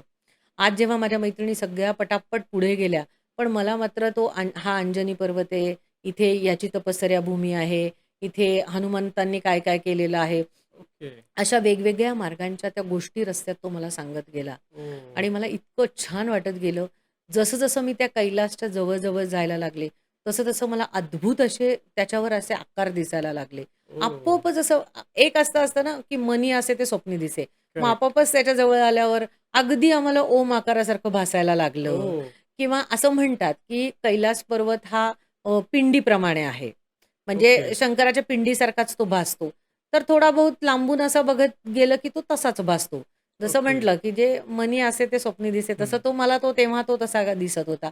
आणि जसं-जसं त्याच्या जवळ जायला लागले, तर तसं-तसं त्याचं माझं अजून आकर्षण वाढायला लागलं. ओह! याच्यामध्ये एक अशी गोष्ट झाली, की आम्ही थोडंसं पुढे जाऊन आता आम्हाला 5 तास राहिले असतील साधारण. म्हणजे आमचे ऑलमोस्ट 9-10 तास झालेले होते. अजूनही त्याच्या दृष्टीने 5 तास होते. जसं म्हणतात, की आपल्याला डोंगर जवळ दिसतो, की "अरे, हा काय डोंगर इथून दिसतोय." पण आपण जेव्हा चालायला लागतो, तर ते अंतर खूप हां, असतं. खूप तो असतं. डोंगर खूप लांब असतो. तर मी त्यांना म्हटलं, की "आता हम लोग तो पहुँच गए." ते म्हणे, "अभी नहीं पहुँचे. फिर भी 5 घंटे लगने वाले ओह! हैं." मग मात्र आता सकाळपासून आपण वॉशरूमला गेलेलो नाहीये, कुठेच काही गेलेलो नाहीये. कुठली व्यवस्था नाही आहे, हां, कुठं काहीच नाहीये, झाडं नाहीयेत, काय हे नाही माहिती नाही. मग आता या शेर्प्याने मला सांगितलं, की "आप थोडा आगे जाके खडी हो ना." हं. मला कळालं, की आता याला वॉशरूमला वगैरे जायचं असेल म्हणून मी पुढे गेले आणि तिथे एक बर्फाचं असं एक छोटंसं डोंगरासारखं तयार झालेलं होतं. त्याच्यावर बसले. ओके, आता मी किती वेळ बसलेलीच नव्हते. त्याच्यामुळे मी तिथे बसले. तर इथे एक असा प्रसंग घडला, की तिथे लांडग्यासारखे कुत्रे आहेत तिबेटियन. ओके. तिबेटियन लोकांमध्ये माणूस मेला तर ते तिथेच सोडून देतात. ते असेच बरं. कुत्रे वगैरे खातात. हे मलाही माहिती नव्हतं. मला ओके. तिथे गेल्यावरच कळालं. लांडग्यासारखं एक कुत्रं माझ्या जवळ आलं. पहिले तर मी कुत्र्याला प्रचंड घाबरते. ओह! कुत्रं बघितलं तरी मला भीती वाटते. पण आता तो मला जेव्हा वास घ्यायला आला, तेव्हा मला एकच होतं, की तो मला कुठे चाटणार नाहीये. कारण हं. माझ्या अंगात एवढं चिलखत होतं, हां, की हा मला आता काही हे नाही. बरं दुसरी गोष्ट असं होतं, की मी पळू पण शकत नव्हते. हं. कारण पळणं मला इतकं शक्यच नव्हतं, हां. इतकं सगळं घेऊन. त्यामुळे मी आपली भीतीने शांत होते. पण या माणसाचं, या शेर्प्याचं लक्ष गेलं आणि हा इतका जोरात पळत आला आणि त्याच्याही हातात काठी होती. ती काठी त्यांनी जोरात त्या कुत्र्याला भिरकवली. ओह! आणि मग त्याने मला सांगितलं, की "अरे! आप ऐसे कैसे यहाँ बैठी थी? खड़े होके निकल जाना था." म्हटलं, "ठीक आहे." मला वाटलं, की तो काही करणार नाही. पण त्याने मला सांगितलं, की तिथले कुत्रे मॅन ईटर कुत्रे आहेत. आणि ओह! मग मात्र मला जी काही ती भीती बसली, की मला कुत्रं दिसलं, की भीती वाटायला लागली. म्हणजे मला असं झालं होतं, की मी आता त्याचा हातच सोडू नये. इतकी मी थरथर कापायला लागले होते, की ओह! आणि कुत्रं पण मोठं होतं आणि असं जेव्हा कुणी आपल्याला सांगतं, हां. एक तर आपल्या ओळखीचं कुणी राहिलेलं नाहीये. जो काही तो हाच आहे. आता ह्याच्यावरच विश्वास ठेवण्याशिवाय करेक्ट. गत्यंतर नाही आहे. हां. मग मात्र माझे धाबे पूर्ण दणाणले आणि मग मला रडू यायला लागलं. मग तो मला म्हणे, "रोना नहीं, अभी आधा हो ही गया है." आणि हं. असं करत आम्ही पुढचे 5 तास या माणसामुळे माझे खरं तर पूर्ण झाले. या माणसामुळे मला कैलास पर्वताच्या जवळून चालण्याचं ओह! जे काही श्रेय असेल ते त्या माणसामुळे मिळालं. कारण मी म्हणेन, की रस्ते तर काहीच नव्हते. करेक्ट. दोन्हीकडनं बर्फ होता. ज्या काय पायवाटा होत्या, ते हं. त्यांनाच माहिती होत्या. कारण ते तिथले राहणारे होते. त्या वातावरणाशी एकरूप झालेले होते. त्यामुळे हां. मला अत्यंत जवळून तो कैलास बघायला मिळाला. इकडे माझ्या जे ग्रुपमध्ये चर्चा सुरू झाली, की मी हरवली आहे. मग फोनाफोनी आता कोणाला फोन करायचा? फोन तर तिथे चालत नाही. मोबाईलला टॉवर नाही आहेत. मग कुठे माझा शोध घ्यायचा? मग काही लोकं तिथे जे बेस कॅम्पला ते म्हणजे आम्ही ज्या कॅम्पला तिथे थांबणार होतो, तिथले काही लोकं म्हटले, की "अजून थोडा वेळ वाट बघू, नाहीतर मग आपण बघायला, शोधायला जाऊ." बरं ओके. गाडी पण नाही. माध्यम हां. दुसरं काय तर घोडा. आता अंधार व्हायला लागलेला होता. अंधारात या रस्त्याने जाणं पण रिस्क आहे. आता हां. माझं मात्र पेशन्स लेव्हल संपायला लागलं होतं. कारण माझ्याकडे फक्त ग्लुकॉन-डीचं पाणी आणि 2 बिस्किटचे पुडे होते. ओके. मागच्या 17-18 तासात म्हणजे सकाळी 7 पासून ते मी हे जे काही आता 11 संध्याकाळचे वाजले मला साधारण 11:30 वाजले. तर माझ्याकडे फक्त तेवढे 2 बिस्किटचे पुडे होते. आता मला चक्कर यायला लागली होती. मला एक पाऊल पण पुढे टाकता येत नव्हतं. ओके. आणि माझी इतकी अवस्था झाली होती, की मी आता नको, मला इथेच कुठेतरी थांबवा. पण मग थोडंसं 3 किलोमीटर अलीकडे असल्यावर आम्हाला त्याने दाखवलं, की "वहाँ जो लाईट दिख रहा है ना, वहाँ तक जाना है." पण ते पण ओह! मला आता चालवत नव्हतं, पण चालण्याशिवाय गत्यंतर नव्हतं. मग ते 3 किलोमीटर असं करून म्हणजे काय म्हणतात, की शरीरातले सगळे त्राण गेलेले होते. असं मी ते 11:30 वाजता तिथे पोहोचले. माझ्या दोघी मैत्रिणी प्रचंड रडत होत्या, की मी हरवले तर माझ्या घरी ओह! काय सांगायचं? मला कुठे शोधायचं? माझ्या टूर गाईडवरती जिम्मेदारी होती, की माझं काय झालंय? आणि त्यांच्यामध्ये पण भीतीचं एक वातावरण निर्माण झालेलं होतं, की मी कुठे असेल आणि कुठल्या हां. अवस्थेत असेल. तर मला बघता क्षणी म्हणजे सगळ्यांना आनंद पण झाला. माझ्या मैत्रिणी तर ऑलरेडी रडत होत्या. मग मला आत नेलं. म्हणजे मला अजून एक सांगावसं वाटेल, की या शेर्पानी आमच्या टूर मॅनेजरशी थोडं बोलला. मला त्यांच्या सुपूर्द केलं आणि मी आत निघून गेले आणि हा माणूस निघून गेला. त्याला कुठे जायचं होतं. ओके. पण नेहमी एक खंत वाटते, की ज्याच्यामुळे हा प्रवास म्हणजे आज मी जो कैलास बघणार होते, हं. या शेर्पाचे मला आभार पण मानता आले नाही. जेव्हा ओह! मी आत जाऊन बसले, पाणी पिलं, काही थोडंसं खाल्लं आणि मग विचार केला, की ह्याला नतमस्तक व्हायचं आणि याचे आभार मानायचे, की हं. बाबा रे, मला याच माणसाची भीती वाटलेली होती. हां. मनामध्ये नको नको ते प्रश्न आलेले होते. पण आज हा माझ्यासाठी खरं सांगते देवासारखा धावून आला. म्हणजे मी नेहमी म्हणते, की जेव्हा कुठलेही मार्ग बंद होतात आणि हं. जेव्हा तुम्हाला कोणीतरी जो मदतीचा हात असतो, तो साक्षात परमेश्वराचा असतो. हं. भारतातही नव्हते, चायनातही नव्हते, मी तिबेटमध्ये होते. हो. तिबेटमध्ये कुणीही मराठी माणूस माझ्या सोबतीचं नव्हतं किंवा आजूबाजूचे ट्रॅव्हल्सवालेही असे कुणी नव्हते, की जे माझ्या सोबतीला होते. हं. माझी तिबेटियन बाई जी घोडेवाली होती, ती पण आता मला सोडून गेलेली होती. पण अशा अनोळखी हं. वेळी मी एकटी असताना या शेर्पाच्या माध्यमातनं मला जणू काही परमेश्वर मिळालेला हं. होता आणि या परमेश्वरानेच मला ती सगळी यात्रा घडवलेली होती. आता मी कैलासच्या बेस कॅम्पला आलेले होते. माझं थोडं जेवण वगैरे झालं.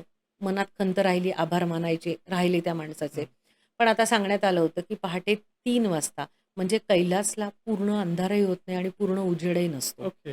म्हणजे एकाच वेळेला मानसरोवराला आम्ही चंद्र आणि सूर्य इतके हं. तेजस्वी बघितले, की याच्याहून ओह! दिव्य काही बघण्यासारखं सौंदर्य असेल, असं मला खरोखर वाटत नाही, की याच्या पलीकडे आपल्याला काय बघण्यासारखं शिल्लक असेल. ओके. आता मी त्या देवाच्या, परमेश्वराच्या भूमीत होते. आता मी साक्षात महादेवांच्या घरात आलेले होते आणि आज मी साक्षात कैलासवासी होते. कारण आजची रात्र मी तिथे राहणार होते आणि आज सकाळी मी यांना बघणार होते. आता इथे सकाळी पहाटे 3-4 वाजता सूर्य उगवतो. जसं म्हटलं, तिथे काही मंदिर आहे का? नाही. मला कुठे पानं-फुलं व्हायची आहेत का? नाही. कुठे नमस्कार करायचा आहे का? तर नाही. म्हणजे जो काही तो पर्वत आहे, तो फक्त मला डोळ्यांमध्ये साठवून घ्यायचा आहे आणि ओह! मला हे विश्वास आहे, की इथे माता पार्वती महादेवांसकट त्यांच्या गणांसकट इथे राहतात. हा पर्वत बघायचा आहे. या पर्वताचं वैशिष्ट्य असं, की सगळीकडे अत्यंत उंच, उंच, उंच बर्फाच्छादित डोंगर आहेत. पण ओके. सूर्याचं पहिलं किरण पडलं, की हा डोंगर तुम्ही YouTubeला जाऊन बघा किंवा कुठेही बघा, पूर्ण एका मिनिटात तो सोनेरी होतो. जसा ओह! उगवणारा सूर्य जसा एक हळू करत वर येतो, हां. लाल केशरी करत आणि मग तो त्याचा हे दाखवतो रंग. हां. तसं सूर्याचं पहिलं किरण पडलं, की हा पर्वत पूर्ण सोन्याने न्हाऊन जातो. ओके. म्हणजे जणू काही आपल्यासमोर एखादं मॅजिक होतंय. एखादं ओह! काहीतरी कोणीतरी लाईट सोडलाय आणि तो तसा ऑरेंज कलरचा गोल्डन सोनेरी असा तो पर्वत झाला. म्हणजे डोळ्यातनं धारा लागल्या. आम्ही सगळेजण जे काही आमच्या ट्रिपमधले होतो 30-40 लोकं, आमच्यासोबत मागे-पुढे दुसऱ्या कुठल्या ट्रॅव्हल्सची लोकं नव्हती. तिथे आम्ही ओके. फक्त 40च लोकं होतो. ती 40 लोकं देहभान हरपून ते दृश्य बघत होते आणि डोळ्यात साठवत होते. आणि खरंच रडू यायला लागलं, की काय अद्भुत सौंदर्य आहे. मग हं. प्रश्न पडतो, की हा रहस्यमय पर्वत आहे म्हणतात. जर सूर्याचं किरण याच्यावर पडल्यावर हा अद्भुतरित्या सोनेरी होतोय, तर मग आजूबाजूला पण तर सूर्यप्रकाश पडतोय. मग ही पर्वत का नाही असे सोनेरी झाले? ओह! हाच का असा एवढा सुंदर ओके. सोनेरी झाला? आणि साधारण हे एक 20-25 मिनिटाचं दृश्य असतं, की जो इतका प्रचंड सोनेरी होतो. ओके. म्हणजे आजूबाजूला छोटे पर्वत आहेत ते नाहीये. आजूबाजूला त्याचेही पर्वत प्रचंड मोठे-मोठे पर्वत आहेत. पण ते पर्वत सोनेरी होत नाहीत. जेवढी छटा याची पूर्ण पर्वत म्हणजे ओके. माझ्याकडे याचे फोटो काढलेले आहेत. माझ्या देव्हाऱ्याजवळ पण याचा एक फोटो आहे किंवा माझ्या मैत्रिणीतही मंदिर म्हणजे तिच्या देवघरातच तिने हा फोटो ठेवलेला आहे. ओके. कैलासाचा फोटो, की अद्भुत दर्शन आहे, की सगळीकडे ना उजेड, ना अंधार. तो जो एक संध्याकाळ असं जे हं. म्हणतो आपण, की एक शांत असं मंद निळं हां. आकाश आहे, संध्या छाया आहे. आणि त्यात तो उगवलेला सूर्य आणि त्या सूर्याच्या याच्यामध्ये तो पूर्ण सुवर्ण असा तो पर्वत झालेला आहे. तर म्हणजे आपले हात आपोआप जोडल्या जातात, ओके. नतमस्तक होतं आणि आपल्या डोळ्यातनं पाणी येतच येतं, की काय ही सृष्टीची निर्मिती असेल, काय हे अद्भुत दृश्य असेल आणि काय या कैलासाचं वर्णन इतकं केलेलं असेल. मग ते दृश्य आम्ही साठवून घेतलं डोळ्यामध्ये, नमस्कार केला. अ, पुन्हा आपण आपली जी भावना असते मनातलं, की आता तिथे काही पानं-फुलं व्हायची नव्हती. हं. पुन्हा आपण आता बेलाची पानं तिथे पायाशी ठेवायची आणि ओके. आपली लांबून का होईना त्याची आरती करायची. आम्ही सगळ्यांनी मिळून तिथे आरती केली. हं. थोड्याच वेळाने हा पर्वत पुन्हा चांदीसारखा झाला. म्हणजे ओके. पुन्हा हा याचा रंग बदलला आणि हा सिल्व्हर रंगामध्ये बदलला. म्हणजे एकाच वेळेला या पर्वताचे अद्भुत दर्शन मी घेत होते. आत्ता ओके. हा हिमछादित पर्वत होता, जो लांबून एका पिरॅमिडसारखा भासतो आणि लांबून हा पिरॅमिडसारखाच आहे.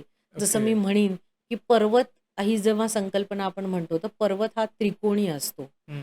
पण हा पर्वत हा पिरॅमिडसारखा याला 4 बाजू आहेत आणि ओके. 4 बाजूंना 4 चेहरे आहेत. जे पुराणांमध्ये उल्लेख केलेत, की हे स्फटिकांनी, सोन्यानी, माणिकांनी बनलेले असे हे चेहरे आहेत आणि या पिरॅमिड आकाराचा हा पर्वत आहे. आणि या ओके. पर्वतावरनं मी जसं म्हणेन, की ज्या बारीक-बारीक नद्या किंवा हं. जे काही ओहोळ वाहतात, हं. तर अक्षरशः ते एखाद्या पिंडीवर जसा अभिषेक करतो, त्या टाईपमध्ये ते आपल्याला ओके. भासतात. मग जर कुणी विचारलं, की "अरे कैलासला मंदिर आहे का महादेवांचं?" तर नक्कीच नाहीये. जिथे साक्षात महादेव राहतात, तिथे त्यांच्या मंदिराची गरजच नाहीये. हं. ते त्यांचं निवासस्थान आहे. तसं हे अद्भुत दर्शन आम्ही घेतलं आणि थोड्या वेळाने जेव्हा सकाळ पूर्ण व्हायला लागली, तेव्हा तो पुन्हा हिमछादित, पुन्हा शुभ्र असा पांढरा ओके. जो कैलास आपण म्हणतो आणि असं दूर दुर्बिणीने आम्ही असं बघायला लागलो होतो, की अरे वर काय-काय दिसतं? असं त्याला पायऱ्या दिसतात. असं म्हणतात, ओह! की या पायऱ्या वर जाणाऱ्या आहेत, कैलासला जाणाऱ्या आहेत किंवा कैलासाचा हा तिसरा डोळा, जसं महादेवांचा तिसरा डोळा हां. म्हणतो आपण, तर इथे महादेवांचा तिसरा डोळा आहे आणि मग आपल्याला आपल्या मनाच्या कल्पनेतनं असे वेगळे-वेगळे आकार दिसतात, की ओके. अरे इथे दिसतोय का? इथे महादेवांसारखा आकार दिसतोय का? कारण आपला तेव्हा दृष्टिकोन कैलासला बघायचं म्हणजे आत्ता मला महादेवांनाच खरं. बघायला आहे. माझी पूर्ण फोकस हा महादेव कसे मला दिसतील ह्याच्याकडेच असतो. त्याच्यामुळे हं. जी लोकं म्हणतात, की तुम्हाला महादेवांचं दर्शन होतं का? तर खरंच होतं. कारण आपल्या अंतःकरणात आता हे बसलेलं असतं, की मला हां. त्यातला महादेव बघायचा आहे आणि प्रत्येकाला आपापला महादेव आपापल्या बुद्धीप्रमाणे आणि आपल्या डोळ्यांनी दिसतो. ओके. कारण प्रत्येकाची बघण्याचा दृष्टिकोन हा बरोबर. वेगळा असतो. तर असंच आम्ही दुर्बीण लावून तो बघत होतो, की अरे काही दिसतात आहे का? कुठे काही आकृती दिसते का? कुठे काही हालचाल होते का? कारण आपला स्वभावच आहे. आपल्याला क्युरिओसिटी असतेच, की काय असेल इथे? हां. काय असेल इथे? कसं असेल यांचं घर? आत काय असेल? तसं आमचं हे दर्शन झालं आणि आमचा हा प्रवास त्या दिवशीसाठीचा इथे थांबला. हं. मग आम्हाला आता पुढे जायचं होतं. पण पुढे प्रचंड पुन्हा म्हटलं तसं हिमवर्षाव होत होता. मग आम्हाला तिथल्या लोकांनी सांगितलं, की ते 22 किलोमीटर जो पुढचा मार्ग आहे, जसं मी सांगितलं, की ती 52 किलोमीटरची परिक्रमा आहे. तर दुसऱ्या दिवशीचा मार्ग हा अत्यंत अवघड आहे. हं. याला अत्यंत चढाई आहे. पण आता ह्या बर्फाचा स्नोफॉल झाल्यामुळे प्रचंड तो सगळा रस्ता आणि तो डोंगर, ती चढाई करण्याचा रस्ता बंद झालेला होता. ओके. मग त्यांनी आम्हाला सांगितलं, की "आता तुम्ही इथपर्यंत आले, इथून पुढे तुम्हाला जाता येणार नाहीये." ओह! पण मी म्हणेन, की एवढ्या खडतर यात्रेमध्ये आम्हाला हेही दिसणं थोडकं नव्हतं, की त्या यमद्वारातनं आपण आत येऊन, हं. आपण 19 किलोमीटरचं अंतर पार करून आज आपण कैलास प्रत्यक्ष डोळ्यांनी बघतोय. आज हं. आपण कैलासाच्या पायथ्याशी आहे, ज्याचं रहस्य आपण आत्तापर्यंत ऐकलेलं आहे. तर शब्द सुचले नाहीत, निशब्द आम्ही सगळे झालो ओके. आणि या कैलासाचा असा आम्ही आनंद घेतला. मग दुसऱ्या दिवशी आम्हाला टूर गाईडनी सांगितलं, की आपल्याला पुढे मार्ग नाहीये आणि तिथे आपल्याला ओव्हर डेअरिंग करणं शक्य नाही आहे. कारण हं. पुढे राहायची व्यवस्था होऊही शकत नाही, कारण तिथे इतका बर्फ पडलेला आहे. ओके. त्यामुळे मग आम्हाला पुन्हा वापसच यावं लागलं मानसरोवरापर्यंत, ज्याला दारचीन म्हणतात. पण मी ओके. म्हणेन, की तेही काही थोडकं नव्हतं, की हं. जे लोकं मागे एवढे पैसे भरून वापस गेलेले होते, हां. ते जे मी पुन्हा त्याचं क्रेडिट आमचा सरसेनापती तब्रीज याला देईन, की त्याच्या इच्छाशक्तीमुळे आणि त्याच्या दृढ विश्वासामुळे आम्ही त्या कैलासाच्या पायथ्यापर्यंत गेलो. मानसरोवराची परिक्रमा केली. आता मानसरोवर या सरोवराला सुद्धा सूर्यासारखा आकार आहे. हे ओके. खूप मोठं गोल परिघ आहे आणि ह्याची पण गाडीद्वारे प्रदक्षिणा होती. बरं.